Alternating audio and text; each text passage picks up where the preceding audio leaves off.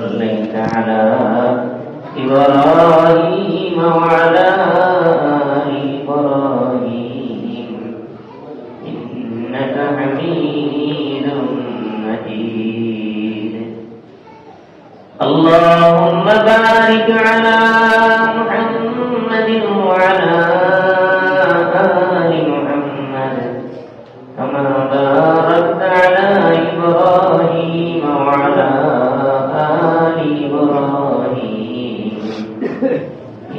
إنك حميد مجيد بلغ العلا بكماله كشف الدجى بجماله حسنت جميع خصاله صلوا عليه وآله উপস্থিত সম্মানিত মুসলিমগণ, আল্লাহ পাক রব্বুল আলামিনের লাখো কোটি শুকরিয়া। আল্লাহ রব্বুল আলামিন আজকে শুক্রবার দিন পবিত্র জুমার দিনে আমাদেরকে আল্লাহর ঘরে এনেছেন, বসার তৌফিক দান করেছেন। শুকরিয়া বলে আলহামদুলিল্লাহ। আজকে শাবান চাঁদের 8 তারিখ, আগামী 14 ফেব্রুয়ারি শবে বদর আসতেছে। আজকে শাবানের দ্বিতীয় জুমা, শবে বরাত আসতেছে। আজকে শাবানের দ্বিতীয় জুমা। আল্লাহ পাক রব্বুল আলামিন, শাবান শব্দের অর্থ হলো শাখা প্রশাখা। গাছের যেমন অনেক শাখা প্রশাখা থাকে, এই মাসটি এরকম বরকতের দিক থেকে চতুর্মুখী বরকতের মধ্যে আছে। এই জন্য এর নামকরণ করা হয়েছে শাবান। শাবান হইল শাবান মুকাদ্দিমাতুর রমাদান। শাবান মাস রমজানের ভূমিকা। রমজান সামনে আসতেছে, অতি নিকটে 21 দিন অথবা 22 দিন। এরপরেই আমাদের কাছে কি আসতেছে? রমজান আসতেছে। যত মাস, এই 12 মাসের মধ্যে সবচেয়ে দামি মাস রমজান মাস। আর ইবাদতের মাস রমজান মাস। রমজান মাসে রব্বুল আলামিন এমন একটা রাত্রি রেখে দিয়েছেন যে রাত্রিটা 1000 মাস থেকেও উত্তম। অতএব সামনে রমজান আসতেছে। এই যে শাবান চাঁদের কতগুলি বিশেষত্ব আছে, যে শাবান চাঁদে এমন একটা রাত আসতেছে নিসফে শাবান, যে রাত্রিতে আল্লাহ রাব্বুল আলামিনের হাবিব বলেছেন যে আমার উম্মতের বৃহৎ বড় একটা অংশকে আল্লাহ রাব্বুল আলামিন মাফ করে দেন। সুবহানাল্লাহ। শাবান মাসের মধ্যে আসতেছে। শাবান মাসের বিশেষত্ব হলো, একটা হলো শাবান মাস বরকতের মাস, একটা বরকতের মাস। কারণ এই বরকতের জন্য আল্লাহর হাবিব দোয়া করতেন। রজব চাঁদ উদয় হলেই আল্লাহর হাবিব দোয়া করতেন, আল্লাহুম্মা বারিক লানা ফি রজব ওয়া শাবান ওয়া বাল্লিগনা রমাদান। রব্বুল আলামিন রজব এবং শাবানে আমাদেরকে আপনি বরকতের দোয়া করতেন নবী। এই মাসটা বরকতের মাস। শাবান মাস বরকতের মাস। শাবানের বিশেষত্ব শাবান বরকতের মাস। শাবান এমন একটা, শাবান চাঁদ এমন একটা রাত্রি আছে যে রাত্রিতে উম্মতে মুহাম্মদী বিরাট একটা অংশকে আল্লাহ মাফ করে দেন। হ্যাঁ, মাফ পাওয়ার মাস। এরপরে নবীজি বলেছেন, আহসু হিলাল শাবান লি রমাদান।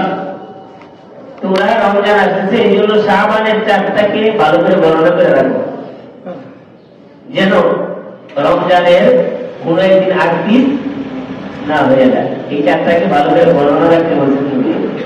আহসু হিলাল শাবান রমাদান। চিন্তা করলাম, একটা হইল মাফ পাওয়ার মাস। এই মাসে একটা রাত্রি আসতেছে যে আপনি উম্মতে মুহাম্মদীকে অসংখ্য উম্মতি গুনাহগারকে আল্লাহ পাক মাফ করে দিবেন। 2 নম্বর, এই মাস বরকতের মাস। 3 নম্বর, এই মাসে আল্লাহর হাবিব নির্দেশ দিচ্ছেন যে তোমরা গণনা করে রাখবা চারটাকে, সতর্কতার সহিত থাকবা যেন রমজানের কোন রকমের আগতিস না হয়। 4 নম্বর, এই মাসে আল্লাহর হাবিব রোজা রাখার কথা বলছেন, যার নিজেও রোজা রাখছেন। মায়েশা রাদিয়াল্লাহু তাআলা আনহা সহ অসংখ্য সাহাবায়ে কেরাম, অনেক সাহাবায়ে কেরাম থেকে রওয়ায়াত আছে যে নবীজি একাধারে এই মাসে রোজা রাখতেন। এত রোজা রাখতেন যে অন্য কোনো মাসে এত বেশি রোজা রাখতেন না। হ্যাঁ, এত বেশি রোজা রাখতেন। এই রোজা রাখার উদ্দেশ্য হলো তার সামনে রমজান আসছে, রমজানের জন্য প্রস্তুতি নেওয়া। এই 4টা বিশেষত্ব এই মাসের। কি কি? 1 নম্বর ক্ষমার মাস, 2 নম্বর বরকতের মাস, 3 নম্বর হিসাব করার মাস। আবার 4টাকে হিসাব করার কথা নবী বলেছেন। 4 নম্বরে রোজা রাখা। 4 নম্বরে রোজা রাখা। এই মাসটা অত্যন্ত দামি মাস। এই মাসে আমাদেরকে রমজানের জন্য যে কাজগুলি আমরা প্রস্তুতি নেওয়ার জন্য করব, আল্লাহ পাক আমাদের আমলনামায় সওয়াব বেশি বেশি দিতে থাকবে। সওয়াব বেশি বেশি দিতে হবে। এই মাসটাকে যেন আমরা অবহেলায় না কাটাই। সামনে রমজান আসছে, তবে আমাদের মুমিনদের মধ্যে আবার কিছু শ্রেণী হয়ে গেছে, ভাগ বিভক্ত হয়ে গেছে। যাদের পাক্কা ঈমানওয়ালা মুমিন, এরা রমজান আসতেছে খুশিতে মনটা ভরে উঠতেছে যে রমজান মাসে ইবাদত করতে পারবো, এত বেশি বেশি সওয়াব অর্জন করতে পারবো। যেমন ব্যবসায়ীরা যেমন সামনে যখন ব্যবসার সিজন আসে মনে মনে কি হয়? খুশি হয়। ঈমানওয়ালারা যখন ন্যায় করতে পারে তখন তাদের অন্তরের ভিতরে এরকম একটা খুশি ভাব আছে। আর যাদের ঈমানের মধ্যে ভেজাল আছে, যাদের ঈমানের মধ্যে ভেজাল আছে, দুর্বলতা আছে, এরা রমজান মাস আগে থেকে চিন্তায় গিয়ে গেছে, অস্থির হয়ে গেছে, খাইছে। একটা কঠিন মাস আসতেছে, কঠিন মাস আসতেছে, বিপদ এখন রাস্তার মধ্যে সরাসরি সবকিছু করা যাবে না, মানে এদের ভিতরে একটা ভয় কাজ করতেছে। এখানে আমাদের ঈমানের পরীক্ষা হয়ে যেতেছে। কিন্তু এই পরীক্ষার জন্য কারো কাছে গিয়ে পরীক্ষা দিতে হবে না, কারো কাছে মুখে বলতে হবে না, কারো কাছে হিসাব দিতে হবে না। আমি যদি আমার অন্তরকে জিজ্ঞাসা করি, আমি পায়া দেবো আমি কোন পর্যায়ে, আমি কত নাম্বার ঈমানওয়ালা, এটা কেউকে জিজ্ঞাসা করতে হবে না। নিজের জিজ্ঞাসা করেন রমজান আসতেছে দিকে আমার মন খুশি না বেজার, কথাটা বুঝেন নাই? যদি বেজার থাকে বুঝতে হবে আমার কি আছে, মানে দুর্বলতা আছে আমার। আর যদি রমজান আসতেছে হিসাবে আমার খুশি লাগতেছে, বুঝতে হবে কি আমার ঈমান পাচ্ছা। এটা অন্য কাউকে জিজ্ঞাসা করার দরকার নাই, নিজের বিবেককে জিজ্ঞাসা করলে যথেষ্ট। অতএব রমজান আসতেছে এই হিসাবে শুধুমাত্র রমজানের প্রস্তুতি হইল না যে রমজান আসতেছে খুব ভালো ব্যবসা বাণিজ্য হবে, অনেক টাকা পয়সা হবে, নতুন নতুন কাপড় ঈদ আসতেছে, প্রস্তুতি। এইটার নাম রমজানের প্রস্তুতি না। রমজানের প্রস্তুতি যে রমজানে কত বেশি নফল নামাজ পড়া যাবে, কত বেশি কোরআন তেলাওয়াত করা যাবে, কত বেশি আল্লাহর ইবাদতে মগ্ন থাকা যাবে, কত ভালোভাবে রোজাগুলি রাখা যাবে, নির্ভুল হবে। এই প্রস্তুতির নাম হলো রমজানের প্রস্তুতি। এই জন্য নবীজি এই মাসে বেশি বেশি রোজা রাখতেন, বেশি বেশি রোজা রাখতেন। পরবর্তীতে যেন রমজানের রোজাগুলি কি হয়ে যায়, সহজ হয়ে যায়। হঠাৎ করে কোনো কিছু করতে গেলে একটু কষ্ট হবে, এই তো স্বাভাবিক। হঠাৎ যেমন মনে করেন একটা এক্সাম্পল দিলে বুঝবেন, রমজানের প্রস্তুতি হিসেবে যারা ডায়াবেটিস রোগী আছে, ডায়াবেটিস রোগী আমাদের সমাজে অনেক ব্যাপক আকার ধারণ করছে। এই রোগীরা রমজান মাসে একটা লম্বা সময় কি থাকতে হয়, না খায় থাকতে হয়। এই লম্বা সময়টা না খায় থাকার জন্য আলাদা একটা প্রস্তুতি লাগে। কিন্তু এত লম্বা সময় ওষুধের ডিফারেন্স হয়ে যায়, সকাল রাত্রে ওষুধটা ওইভাবে রমজান ঈদ করা যায় না, অ্যাডজাস্ট করা যায় না। সেই রোগীগুলি যদি এখন থেকে ওষুধের অ্যাডজাস্টমেন্টের চিন্তায় থাকে যে আমার রমজানে রোজা রাখতে হবে, ওষুধটা কোন সময় খাইলে, কেমনে খাইলে, ডাক্তারের কাছে নতুন করে পরামর্শ নিতে হবে, যে রমজান আসতেছে আমি রোজার মধ্যে কোন সময় কেমনে ওষুধ লিখতে হবে, এই যে তার নিয়মটা, এটাই কিন্তু রমজানে কি হয়ে যেতেছে, প্রস্তুতি হয়ে যেতেছে। শুধু নিয়ত করতেছে যে আমি রোজা রাখতে হবে, আমি রোজা ছাড়বো না, ঔষধ চেঞ্জ করতে হলে করবো, ঔষধ চেঞ্জ করতে হলে সময় চেঞ্জ করবো, কেমনে চেঞ্জ করা যায়, কি করা যায়, ডাক্তারের সাথে পরামর্শ। এটাও কি রমজানের প্রস্তুতি। এই জায়গায় একটা রোগের কথা বললাম, আরো তো অনেক রোগী আছে, অনেক অনেক সমস্যা আছে। সেই সমস্যাওয়ালা মানুষগুলি যখন চিন্তা করবে যে আমার যাতে রমজানের সমস্যা না হয়, সেই প্রস্তুতি সে আগে থেকে নিতেছে, রমজান যেন রাখতে পারি। রমজানের মধ্যে ব্যস্ততা কমায় দেওয়া, যারা অন্য অন্য কর্মচারী আছেন, অন্য কাজে ব্যস্ত থাকতে হয়, রমজানের মধ্যে রোজা রেখে সব কাজ করা যায় না, পরিশ্রম বেশি করা যায়। এই রমজানের প্রস্তুতি হিসেবে আগে থেকেই তৈরি হয়ে যাওয়া, রমজানে আমি এই কাজ করবো না, এই কাজগুলি করবো না, এটাই রমজানের প্রস্তুতি।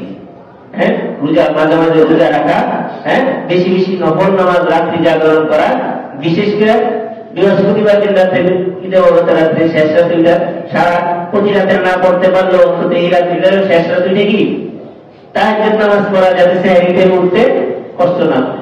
এই প্রস্তুতিগুলি না, এটাই হলো রমজানের প্রস্তুতি। দেখ আমি যে আয়াতে কারিমা তেলাওয়াত করেছি, এই আয়াতে কারিমার উপরে কিছু আলোচনা করব ইনশাআল্লাহ, আল্লাহ পাক যদি তৌফিক দান করেন। সূরা গাশিয়া তেলাওয়াত করেছি, মাত্র 2-3টা আয়াত শুরু দিয়ে তেলাওয়াত করেছি। সূরা গাশিয়া হলো কোরআনে কারিমের 88 নম্বর সূরা, 88 নম্বর সূরা, 114টা সূরার মধ্যে 88 নম্বরের সূরা সূরা গাশিয়া। এই সূরা আল্লাহ পাক রব্বুল আলামিন মক্কা অবতীর্ণ করেছেন, এইজন্য এই সূরার নাম এই সূরাকে বলা হয় মক্কি সূরা। মক্কা থাকাকালীন অবস্থায় আল্লাহ পাক এই সূরা অবতীর্ণ করেছেন। এই সূরার মধ্যে কিছু আলোচনা হয়েছে, যে আলোচনাগুলি প্রথম 16টা আয়াতের মধ্যে 26টা আয়াত এই সূরার মধ্যে। কয়টা আয়াত? 26টা আয়াত। প্রথম 16টা আয়াতের মধ্যে আল্লাহ পাক রব্বুল আলামিন এখানে কিয়ামতের দিবসে কি অবস্থা হবে, জাহান্নামীদের কি অবস্থা হবে আলোচনা করেছেন। এরপরে জান্নাতীদের কি হবে, জান্নাতীরা কেমন আরামে থাকবে সে আরামের কথা আলোচনা করেছেন। 16 নম্বর আয়াতের পরে আল্লাহ রাব্বুল আলামিন আমাদের পৃথিবীবাসী বিবেকবান মানুষকে বলছেন, তোমরা যে ঈমান আনবা, তোমরা যে মুমিন, অন্ধের মতো মুমিন হয়ে না, যাচাই বাছাই কইরা আমার কুদরতগুলি দেখা, আমার সৃষ্টির নিদর্শনগুলি দেখা, যাই না বুঝাই ঈমানওয়ালা হও, যাই না বুঝা ঈমানওয়ালা হও। এরপরে আলোচনা করছেন সূরার শেষের দিকে আল্লাহর হাবিবের দায়িত্ব সম্পর্কে বলে দিয়েছেন যে আপনার দায়িত্ব এই সূরার মধ্যে এইভাবে আলোচনা করছেন। প্রথমত জাহান্নামীদের আলোচনা করছেন, এরপরে জান্নাতীদের আলোচনা করছেন, এরপরে ঈমানদারদেরকে আল্লাহ রাব্বুল আলামিন বলেন তোমরা আমার নিদর্শনগুলি দেখা যাই না বুঝে ঈমান আনো। এরপরে নবীকে দায়িত্ব সম্পর্কে অবহিত করছেন। আল্লাহ পাক রব্বুল আলামিন প্রথম দিকে বলতেছেন হাল আতাকা হাদিসুল গাশিয়া। হাল আতাকা এখানে হালটা ইস্তিফহামিয়া, অর্থাৎ আরবি ভাষায় প্রশ্নবোধক শব্দ। এখানে মুফাসসিরিন কেরাম এই হালের পরিবর্তে এই হালটা পরিবর্তে এখানে অর্থ হিসাবে আসবে কদ আতা আলাল ইনসানি। হাল আতাকা মানে কদ আতাকা হাদিসুল গাশিয়া, অর্থাৎ কিয়ামতের দিবসের ভয়াবহতা সম্পর্কে আল্লাহ রাব্বুল আলামিন বলেছেন আপনার কাছে কি এসেছে। আল্লাহর হাবিব প্রশ্ন করতেছেন আচ্ছন্নকারী দিবসের বর্ণনা, যে দিবসটা আচ্ছন্ন করবে মানুষকে, সমস্ত কিছু থেকে আচ্ছন্ন করে রাখবে, সেটা হলো কিয়ামতের দিন। গাশিয়াকে কিয়ামতের দিবসকে বলা হয় গাশিয়া, যে সব কিছুকে আচ্ছন্ন করে রাখবে যেই দিন। সেই দিন সম্পর্কে আল্লাহ বলতেছেন হুজুহু ইয়াওমাইদিন খাশিয়া আমিলাতুন নাসিবা। এখানে বলতেছেন আল্লাহ রাব্বুল আলামিন কিয়ামতের দিবসে একটা গ্রুপ, দুইটা গ্রুপ হবে কিয়ামতের ময়দানে, দুইটা গ্রুপই হবে, একটা ঈমানওয়ালা আর একটা ঈমান হারা। ঈমানওয়ালা আর একটা ঈমান হারা। আল্লাহ রাব্বুল আলামিন বলেন হুজুহু ইয়াওমাইদিন খাশিয়া, একটা দল থাকবে যাদের চেহারাগুলি ভীত সন্ত্রস্ত, ভয়ভীত, বিহ্বল হয়ে যাবে, এরা ভীত সন্ত্রস্ত চেহারা থাকবে তাদের। হুজুহু ইয়াওমাইদিন খাশিয়া, তাদের অবস্থাটা থাকবে, তাদের চেহারা দেখলে বোঝা যাবে তারা ভয়ে একেবারে ভীত হয়ে গেছে। এই চেহারাতেই ভারতে তার ভয়ানক অবস্থা। তারা কারা? আমিলাতুন নাসিবা, তারা পরিশ্রান্ত থাকবে এবং ক্লান্ত থাকবে, পরিশ্রান্ত থাকবে, ক্লান্ত থাকবে। তাফসীরের মধ্যে আছে আমিলাতুন নাসিবাতুন ফিদ দুনিয়া খাশিয়াতুন ফিল আখিরাহ। দুনিয়ায় কিছু মানুষ এমন থাকবে যারা দুনিয়াতে বিভিন্ন কাজকর্ম করে একেবারে পরিশ্রান্ত হয়ে গেছে, ক্লান্ত হয়ে গেছে, কিন্তু তাদের চেহারাগুলি আখিরাতে কি থাকবে? ভয়ানক অবস্থায় থাকবে, ভয়ে ভীত হয়ে থাকবে তারা। এরা কারা? এরা বলতেছে যে দুনিয়াতে দেখবেন এগুলি এক উপমা দিলে খুব ভালো করে বুঝা যাবে যে দুনিয়াতে পরিশ্রম করতে করতে একেবারে পরিশ্রান্ত ক্লান্ত হয়ে গেছে, কিন্তু আখিরাতে আবার ভয় ভীত সন্ত্রস্ত থাকবে, তাদের আমলগুলি আল্লাহর কাছে কোনো দাম নেই। এই মানুষগুলি কারা? এই মানুষগুলি দেখবেন কিছু মানুষ আছে ফকির সাজে, ফকির সাজে, কিছু মানুষ উলঙ্গ থাকে, কিছু মানুষ দুই একটা লেংটি পরে থাকে। এই যে থাকার আইনে কষ্ট না? কষ্ট, কিন্তু তাদের দুনিয়ার আরাম শেষ, অর্থাৎ উলঙ্গ থেকে মানুষের কাছে বাবা হয়ে গেছে, বুজুর্গ সাজতেছে, এরপরে অল্প কয়টা কাপড় পরে। আবার অনেক আছে দেখবেন আমাদের ইসলাম ধর্ম ছাড়া অনেক বিভিন্ন ধর্মের সন্ন্যাসীরা আছে, তার ঘর সংসার ছেড়ে জঙ্গলে বসে থাকে। এই যে তার এই যে পরিশ্রম, এই যে তার সাধনা, এটা কি আমাদের দিন কোনো কাজে আসবে না। খ্রিস্টান পাত্রীরা তারা ঘর সংসার করে না, গির্জার মধ্যে পড়ে থাকে। এই যে পরিশ্রম দুনিয়া, এই পরিশ্রমটা আখেরাতে কোনো কি আসবে না, কোনো কাজে আসবে না। মুসলমানদের মধ্যে এরকম আছে যারা বেদাত করে, যারা নিজে থেকে নিজে আমল বানায়, এদের এই পরিশ্রম করে আল্লাহর কাছে কোনো কাজে আসবে না। এরা যতই দুনিয়াতে পরিশ্রম করুক, যত আমল করবে, আমল গেলে বদ আকিদার কারণে, খারাপ বিশ্বাসের কারণে, হ্যাঁ, সহি বিশ্বাস না থাকার কারণে এদের আমলগুলি আল্লাহর কাছে গ্রান্টেড না, এবং কাজে আসবে না। এরা কিয়ামতের ময়দানে তাদের চেহারাগুলি ভয়ানক থাকবে, আজকে ভয়ে ভীত হয়ে থাকবে। হ্যাঁ, আকিলাতুন নাসিবাতুন ফিদ দুনিয়া, আর তাফসীরের মধ্যে আছে যে আকিলাতুন নাসিবা, তারা পরিশ্রান্ত থাকবে, ক্লান্ত থাকবে দুনিয়াতেও। অর্থাৎ দুনিয়াতে লেখা থাকবে, অথবা লেখি হয়ে থাকবে, অথবা বড় জঙ্গলে সন্ন্যাসী হয়ে থাকবে, গির্জাতে নিজের পরিবার থেকে নিজের সমস্ত আরাম আল্লাহ সব ব্যয় করবে। কিন্তু তাদের এই দুনিয়াও কষ্ট করলো, আখেরাতে কি ভয়ে বিহ্বল থাকবে। এমন মানুষ আছে যারা নিজে থেকে আমল বানায়, নিজেকে নিজে অনেক বড় মনে করে, নিজে থেকে আমল করলে হবে না, আমল করে না, হাদিস আমল সেটাই করতে হবে। এর বাইরে করলে কি হবে, খাসিয়া, কিয়ামতের দিবসে তাদের চেহারাগুলি ভয়ানক অবস্থায় থাকবে, ভয় ভীত ভয়ঙ্কর থাকবে না। অতএব কিয়ামতের দিনে এই যারা এই আকীদা বিরোধী আমল করবে, অথবা ইসলাম বিরোধী সন্ন্যাসী হইবে, এগুলি এদের কোন আমল, কোন আমলই কিয়ামতের দিনে কোন কাজে আসবে না। তারা আল্লাহর শাস্তির ভয়ে একেবারে ভীত হয়ে যাবে। আল্লাহ বলেন তারা জাহান্নামের মধ্যে জ্বলন্ত আগুনে প্রবেশ করবে। জ্বলন্ত আগুন, জ্বলন্ত আগুন। হামিয়া কোন আগুনকে বলা হয়? তাফসীরের মধ্যে আছে হামিয়া বলা হয় আগুন, ওই আগুন যে আগুনের সর্বোচ্চ তাপমাত্রা হবে, এরপরে আর উত্তপ্ত হওয়া কোন রকমই সম্ভব না। সর্বোচ্চ উত্তপ্ত আগুন, ওই আগুনের মধ্যে তারা প্রবেশ করবে। তাসলা নারান হামিয়া। অন্য আয়াতের মধ্যে আছে এই আগুন এমন উত্তপ্ত হবে যে দুনিয়ার আগুন আমাদের শুধু বাহ্যিক দেহকে পোড়ায়, আর আখিরাতের আগুন, জাহান্নামের আগুন অন্তর পর্যন্ত পোড়ায় দিবে। অর্থাৎ এমন উত্তপ্ত আগুন হবে যে আগুনের উত্তপ্ততার উপরে আর কোন উত্তপ্ত হবে না, এর চেয়ে বেশি আর গ্রহণ করা যাবে না। সর্বোচ্চ উত্তপ্ত আগুনের মধ্যে তারা প্রবেশ করবে। তাসলা নারান হামিয়া তুসকা মিন আইনিন আনিয়া।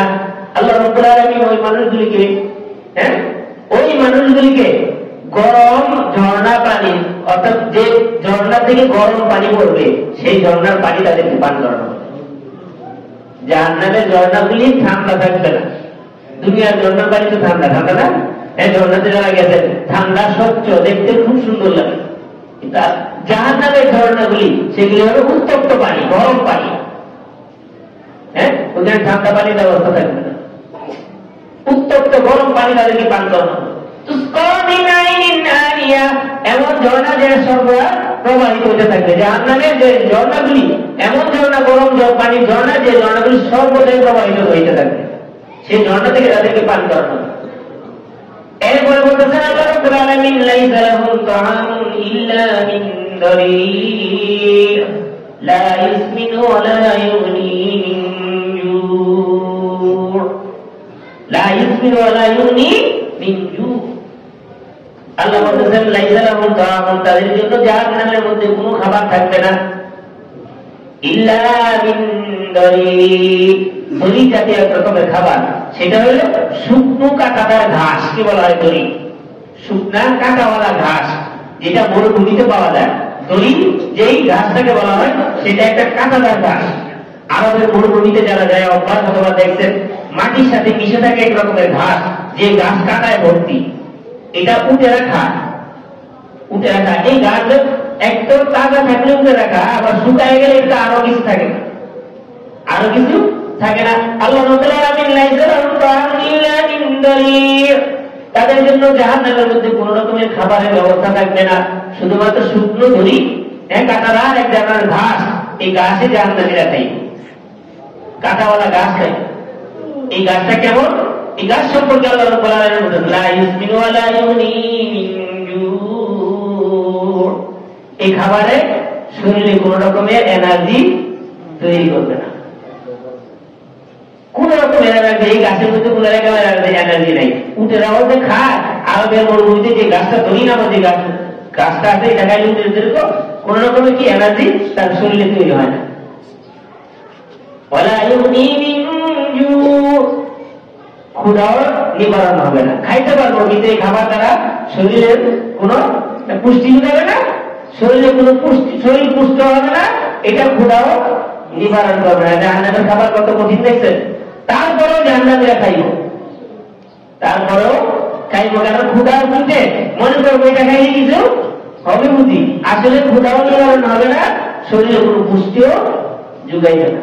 দুনিয়াতে কিন্তু আমরা এমন একটা খাবার খাই যেটা আমাদের শরীরে কোনো পুষ্টিও যোগায় না, ক্ষুধাও নিবারণ হয় না, বরং শরীরে ক্ষতি হয়। বলেন তো খাবারটা কি? হ্যাঁ, দুনিয়াতে এমন একটা খাবার আমরা খাই যেটা আগুন সরবরাহ করে। আগুন তো এমনি জাহান্নামী, আগুনের জিনিসটা তো এমনি জাহান্নামী। যারা তারা সিগারেট আছে এখানে, এরা আজকে একটু শুনে রাখেন, একটু বেশি করে খাই, বুঝলেন নেই? এমন খাবার যেটা জাহান্নামী খাবার, যেটা শরীরে কোনো এনার্জি তৈরি করে না, পুষ্টি যোগায় না। সিগারেটে কোনো পুষ্টি আছে বলেন তো? পৃথিবীর কোন বিজ্ঞানী এই পর্যন্ত আবিষ্কার করতে পারছে যে সিগারেট খাইলে শরীরে কোনো পুষ্টি হয়? কি খাইলে শরীরে কোনো পুষ্টি আছে? ক্ষুধা মিঠে বলেন তো? সারাদিন যদি সকাল থেকে নিয়ে ঘুমালে রাখ করতো, সারাদিন বিড়ি আর সিগারেট টানতেই থাকেন, পেটের ক্ষুধা মিটবে? হ্যাঁ,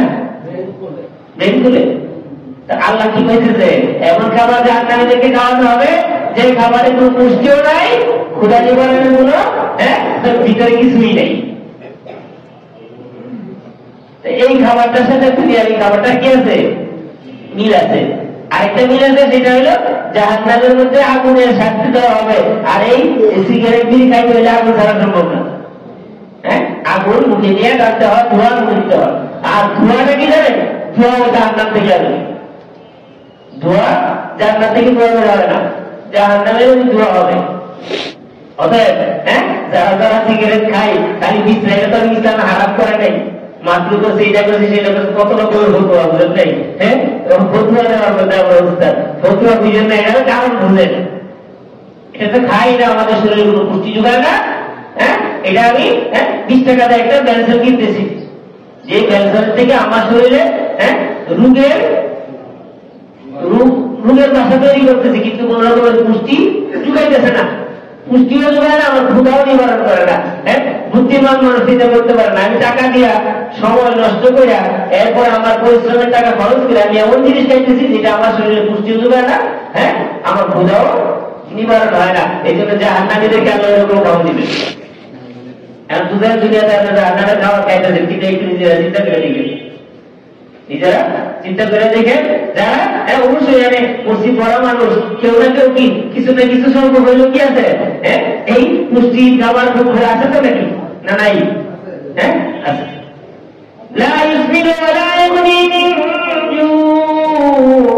জাহান্নামীদেরকে দরিজাত নামক শুকনো কাঁটাদার ঘাস খাওয়ানো হবে, যে গাছ থেকে কোন রকমের পুষ্টি যোগান দেওয়া হবে না, এবং ক্ষুধাও নিবারণ করা হবে না, ক্ষুধাও নিবারণ করা হবে না। জাহান্নামীদের এরকম কঠিন শাস্তি দেওয়া হবে। আল্লাহ পাক রব্বুল আলামিন এখানে এই কয়টা আয়াতে কি বলছেন? জাহান্নামীদের চেহারাগুলি ভয়ে সন্ত্রস্ত থাকবে, তারা চেহারা হবে। হ্যাঁ, এরপরে তাদেরকে এমন আগুনে দেওয়া হবে যে আগুন সর্বোচ্চ রকমের উত্তপ্ত করা, এর বেশি আর উত্তপ্ত করা যায় না আগুনকে। এত বেশি যে আগুন অন্তর পর্যন্ত জ্বালায় দেবে, সে আগুনে প্রবেশ করা হবে জাহান্নামীদেরকে। তাদেরকে এমন পানি এই গরম পরিবেশে করে পিপাসায় মানুষ ছটফট ছটফট করতে থাকবে, ওই পিপাসা নিবারণের জন্য গরম জঙ্গা থেকে গরম পানি সরবরাহ করা হবে, গরম পানিতে সরবরাহ করা হবে।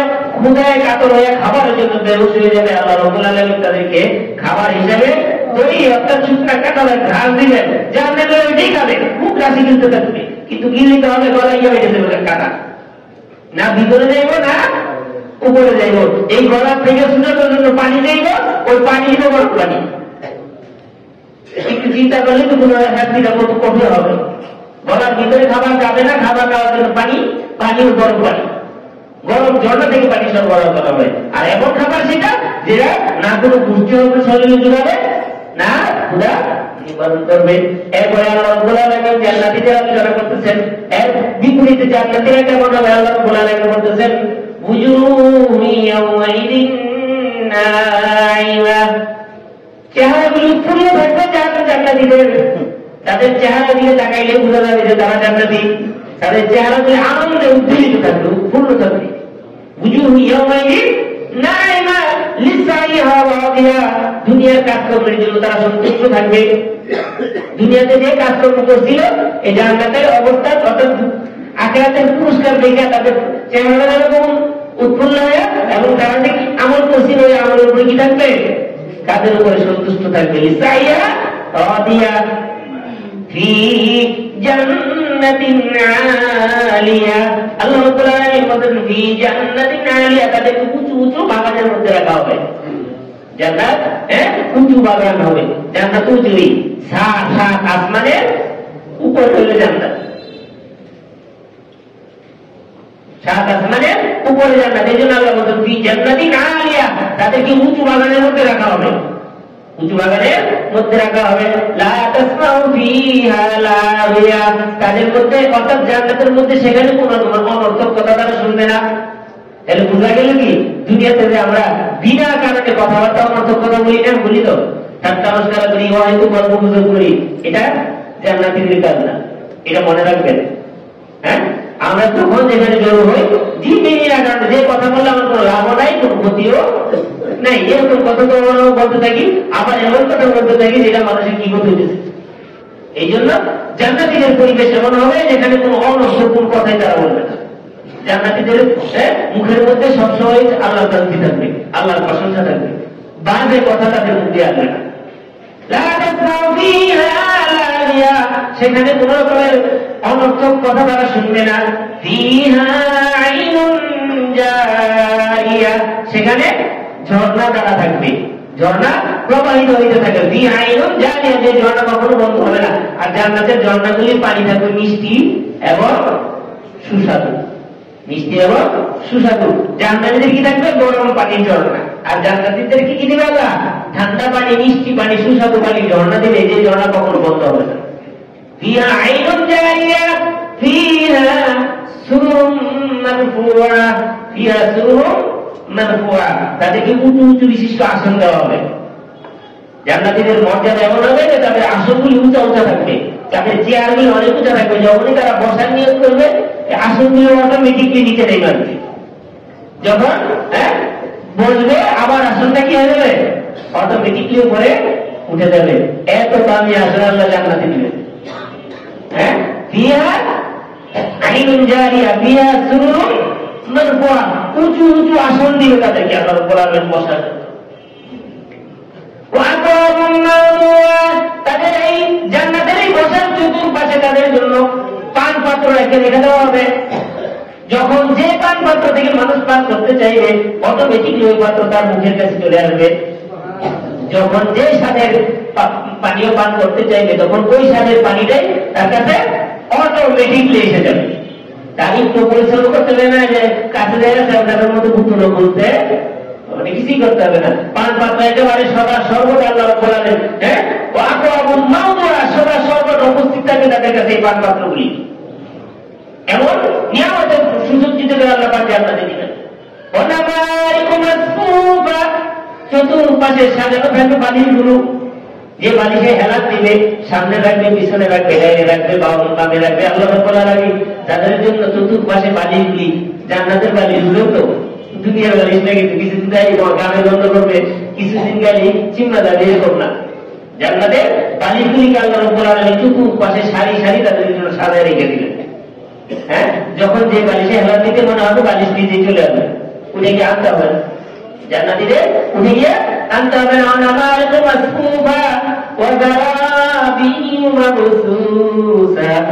এবং তাদের জন্য লাল গামছা দেখা পৃথিবীতে কি কার্পেটের লাল কার্পেটের সর্বোচ্চ সম্মানের ব্যবস্থা দেখেন না, সর্বোচ্চ মেহমানের লাল গাড়িটা দিয়ে এরকম করে হাঁটায় নেয়। হ্যাঁ, জান্নাতীদের জন্য আল্লাহ রাব্বুল আলামিন সেই কাফেরদের যে গালিচার ব্যবস্থা করবেন, আর গালিচার বিছানো অবস্থায় থাকবে। হ্যাঁ, যেদিকে যেভাবে যাইবে তারা ওই গালিচার উপর দিয়ে আইসা যাবে। এত সম্মান করবেন আল্লাহ মানুষকে, এত সম্মান করবেন মানুষকে, শুধু মানুষের দুনিয়া ইবাদতের কারণে, দুনিয়া আল্লাহর গোলামি করার কারণে। হ্যাঁ, আপনি আর আমি আল্লাহ রাব্বুল আলামিন আমার উঁচু উঁচু আসন বিশিষ্টরা জ্ঞান দিবেন, উঁচু আসন দিবেন, এরপরে পাঁচপত্র সাজায় রাখবেন, বানিয়ে দিবেন, এরপরে লাল গালিচা, লাল তো বলতেছি না, জান্নাতের গালিচা হবে সবুজ, জান্নাতের গালিচা হবে কি সবুজ গালিচা বিছানো থাকবে জান্নাতের। যখন যে পাত্র থেকে মানুষ খাইতে চাইবে, ওই পাত্র থেকে যে স্বাদেরটা খাইতে যাবে সেই স্বাদেরটাই চলে আসবে। এমন আরামের জান্নাত থেকে দিয়েছে। জান্নাত যেমন ভয়ানক, জান্নাত তেমন আরাম। এখন এই জান্নাতে যাইতে হলে জান্নাতের কাজ করতে হবে, জাহান্নাম থেকে বেঁচে থাকার কাজগুলিও করতে হবে।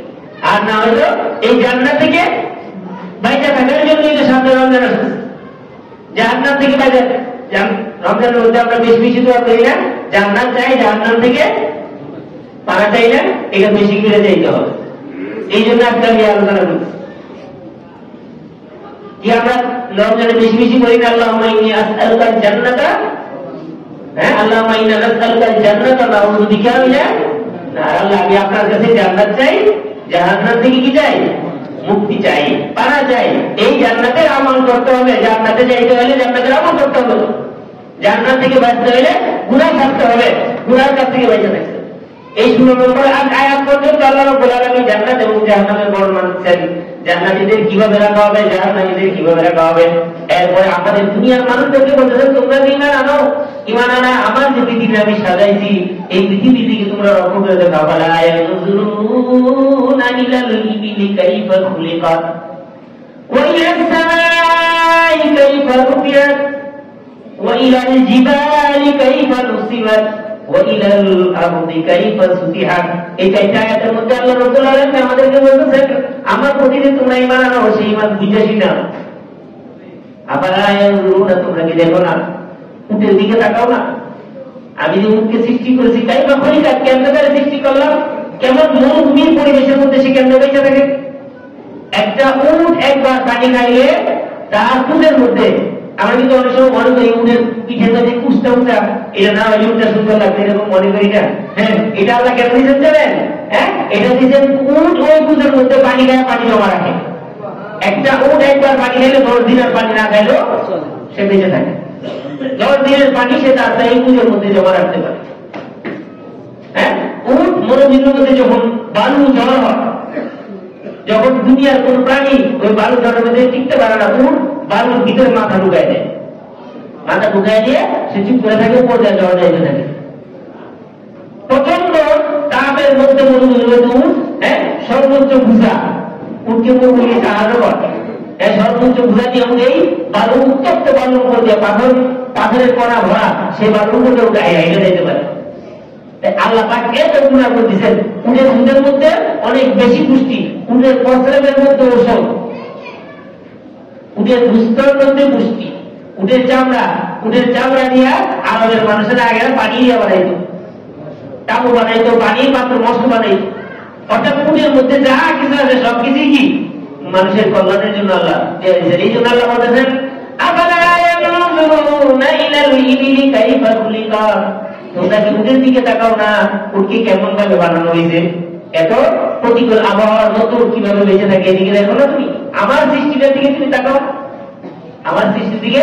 আফালা ইয়ানজুরুনা ইলাল ইবিলি কাইফা খুলিকাত ওয়া ইলাল জিবালি ওয়া ইলাস সামাই কাইফা রুফিয়াত, তুমি কি আকাশের দিকে তাকাও না, আকাশকে আল্লাহ রাব্বুল আলামিন কেমনে বানাইছেন, কেমনে বানাইছেন। এত বিশাল আকাশ, যেই প্রথম আকাশে নিচে যেই মহাশূন্য আল্লাহ তৈরি করে রাখছেন, এই মহাশূন্যের মধ্যে সূর্য আমাদের থেকে 9,30 লক্ষ মাইল দূরে, সূর্যের আলো আমাদের পৃথিবীতে আসতে প্রতি সেকেন্ডে কত মাইল লাগে জানেন? 3 লক্ষ কিলোমিটার। 3 লক্ষ কিলোমিটার সূর্যের আলোটা আমাদের দিকে ছুটে আসে। এই সূর্য থেকে লক্ষ কোটি বড় বড়, লক্ষ কোটি গুণ বড় বড় আরো সূর্য আল্লাহ পাক এই মহাশূন্যের মধ্যে রেখে দিয়েছেন। এটা বিজ্ঞানীরা এখন আবিষ্কার করতেছে যে এই একটা সূর্য থেকে আরো লক্ষ কোটি বড় বড় সূর্য আল্লাহ এই মহাশূন্যের মধ্যে রেখে দেয়, কিন্তু সব আসমানের নিচে। তাহলে আসমানের উপরে আর কি আছে? এই জন্য আল্লাহ বলতেছেন আবালা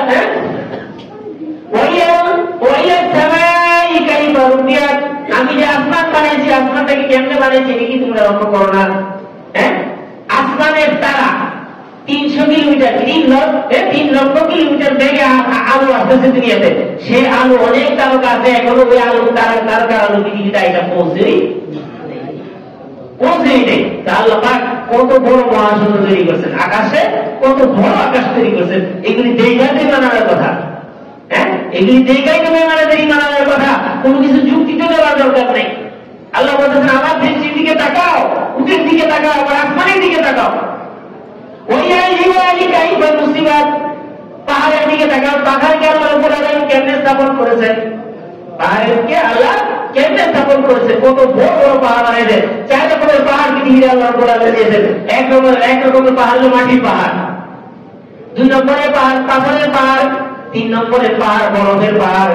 হিমালয় আছে না? আমরা কিন্তু পাহাড়ের পাহাড় বুঝতে আমার সহজ। আমাদের পাথরের পাহাড়টা আমাদের বাংলাদেশের মানুষ না দেখে বুঝবে না। আরেক 4 নম্বর পাহাড় হলো আগ্নেয়গিরি, লাভায় ভর্তি। আগ্নেয় লাভার পাহাড়। এই 4 রকমের পাহাড় আল্লাহ রাব্বুল আলামিন পৃথিবীতে সৃষ্টি করেছেন। অন্য আয়াতে আল্লাহ রাব্বুল আলামিন বলেছেন আমি পাহাড়কে পৃথিবীকে প্যারেক হিসেবে বানাইছি। পৃথিবী প্রথম বানানোর পরে কাঁপতেছিল, পাহাড় বাইরে দিয়েছেন আল্লাহ রাব্বুল আলামিন। পাহাড় কি যে পাহাড় কাটার পরে পৃথিবী স্থির হয়ে গেছে। এই আল্লাহ বলেন আমার পাহাড়ের দিকে তাকাও, আমার আসমানের দিকে তাকাও, আমার সৃষ্টিমূর্তির দিকে তাকাও। তাই আমি যে রব, আমি যে তোমার সমস্ত চাহিদা মিটাই এগুলি তোমার বুঝে আসবে।